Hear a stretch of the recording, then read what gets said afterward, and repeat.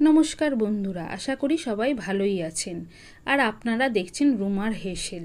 আজ আবার এসে গেছি নতুন একটি রেসিপি নিয়ে। আজ বানাবো শাপলা, যেটা আগে কোনো দিন আমি বানাইনি। আমি এই রান্নাটি প্রথম খেয়েছি আমার এক বন্ধুর বাড়ি। খেয়ে খুব ভালো লেগেছে, তাই আজ তৈরি করছি। প্রথমেই শাপলাগুলোকে আমি কেটে নিয়েছি। খুব ভালো করে কেটে জলে ধুয়ে আমি একটি ঝুড়িতে রেখে দিই। এবার এই রান্নাটির জন্য আমার একটি মশলার দরকার। আমি একটি মিক্সার গ্রাইন্ডারের মধ্যে নিয়েছি 4 চামচের মতন নারকেল কোড়া। নারকেলটাকে আমি আগেই কুড়িয়ে রেখেছি।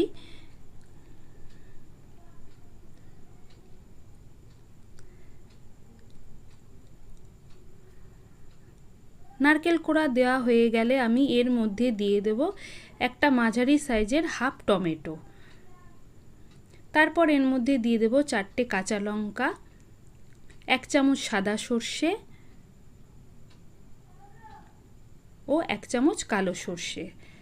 সব কিছু দিয়ে আমি একটি মিহি পেস্ট বানিয়ে নেব।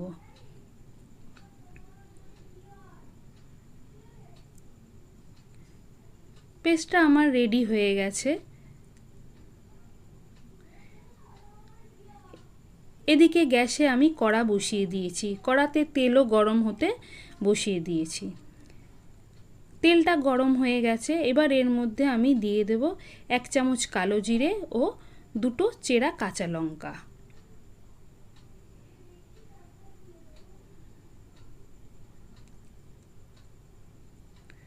ফোড়নটা খুব ভালো করে ভাজা হয়ে গেলে আমি কেটে রাখা শাপলাগুলো দিয়ে দেব।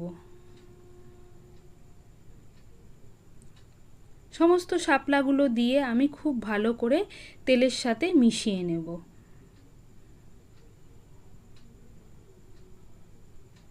এই রান্নাটা করার সময় কোনো রকম জলের প্রয়োজন হয় না, কারণ শাপলা থেকে প্রচুর জল ওঠে।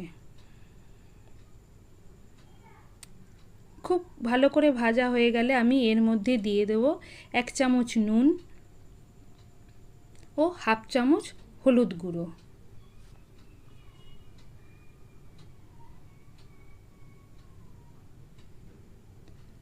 এই দুটি উপকরণ দিয়ে আমি আবার শাপলাটাকে খুব ভালো করে মিশিয়ে নেব। নুন দেওয়াতে শাপলা থেকে কিন্তু জল ছাড়তে শুরু করে দিয়েছে। এরপর এর মধ্যে দিয়ে দেব ঝালের জন্য লাল লঙ্কার গুঁড়ো। ঝালটা আপনারা আপনাদের স্বাদ মতন দেবেন। এরপর সমস্ত কিছু আবার খুব ভালো করে মিশিয়ে নেব। রান্নাটা করার সময় গ্যাসের ফ্লেমটা মিডিয়ামেই রাখবেন।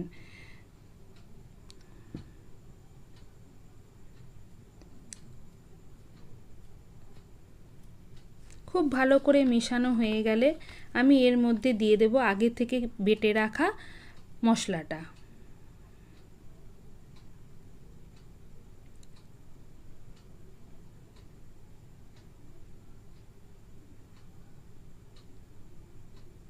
সমস্ত মশলাটা দেওয়া হয়ে গেলে আমি খুব ভালো করে মিশিয়ে নেব।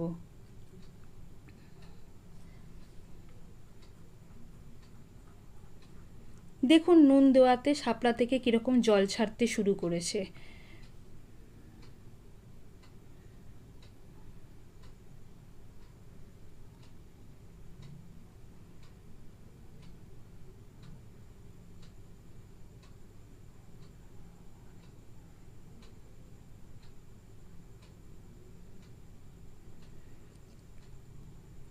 খুব ভালো করে মেশানো হয়ে গেছে। এবার আমি একটি ঢাকা দিয়ে 10 মিনিট ফুটতে দেব।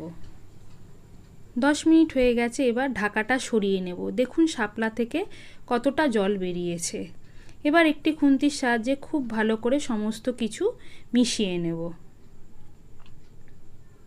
খুব ভালো করে মিশিয়ে নেব। এরপর আবার আমি ঢাকা দিয়ে ফ্লেমটাকে একটু হাই রেখে সমস্ত জলটা শুকিয়ে নেব। দেখুন এবার ঢাকাটা খুলে নিচ্ছি। সমস্ত জল শুকিয়ে গেছে। রান্নাটাও কিন্তু আমার রেডি হয়ে গেছে। এবার গ্যাস থেকে কড়াটা নামিয়ে নেব। সমস্ত শাপলাটা আমি একটি প্লেটে ঢেলে দিচ্ছি।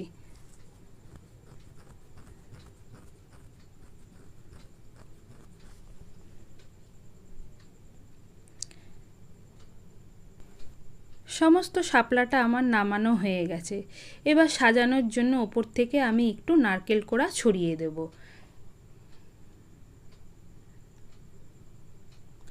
এবং সবশেষে একটি ফুল দিয়ে সাজিয়ে নেব।